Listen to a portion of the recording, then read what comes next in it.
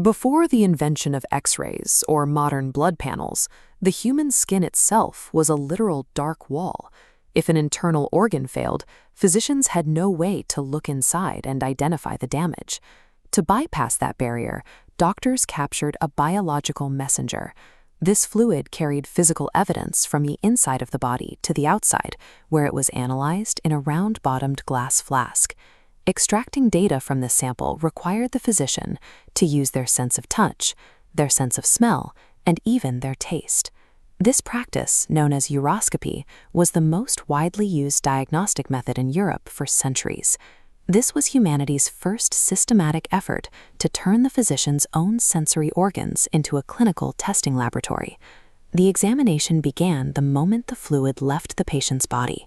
The first metric a doctor checked was temperature, feeling the heat of the vessel with their bare hands.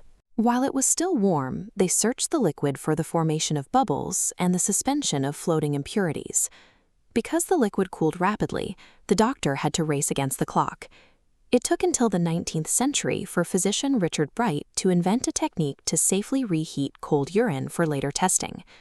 This urgency confirms that medieval physicians treated these fluids as dynamic substances that lost their diagnostic value the moment they lost their heat. This chart is the urine wheel, the primary diagnostic tool of the Middle Ages. It mapped 20 distinct color gradients to internal diseases. A cloudy white sample indicated spleen or kidney damage. A wine red color meant severe liver inflammation. The wheel became so heavily trusted that untrained practitioners began diagnosing people through the mail. Patients sent in a sample, and the doctor matched it to the chart and prescribed medicine without ever meeting the person. Even royalty relied on this process. The medical records for King George III note that his physician identified a sample that was distinctly purple. Modern historians point to that purple indicator as a symptom of porphyria, a nervous system disorder likely responsible for the king's infamous bouts of madness.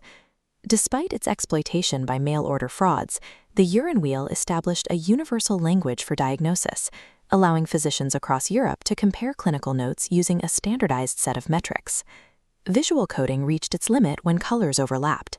To break the tie, a dedicated physician relied on their nose and their tongue. In the 17th century, anatomy pioneer Thomas Willis pushed this sensory method to identify a hidden illness. While examining a patient's fluid, Willis noted that the sample tasted sweet, describing the flavor as being identical to honey or sugar water. This flavor profile allowed him to identify a specific metabolic failure. He attached the Latin root word for honey to the condition, creating the medical term we still use today, diabetes mellitus. This diagnostic breakthrough was so significant that for a period, the condition was known simply as Willis's disease. By requiring doctors to ingest the markers of a disease, this era pushed human sensory analysis to its absolute limit, proving the need for a more objective way to extract data. The urine wheel system collapsed due to poor quality control. Publishers printed these books in black and white, then hired uneducated laborers to hand paint the colors. Because the painters weren't doctors, they often produced wrong colors, distributing flawed diagnostic data to physicians across the continent. A technological solution emerged in the late 19th century through the rise of chemical analysis. Inside early laboratories, the subjective and easily fooled senses of the doctor were replaced by precise, objective chemical reagents. This shift to chemistry effectively ended traditional uroscopy and the use of the urine wheel. Though the method of tasting a patient's sample is primitive by modern standards, the urine wheel provided the first foundational matrix for clinical data, serving as the necessary bridge to the modern medical laboratory.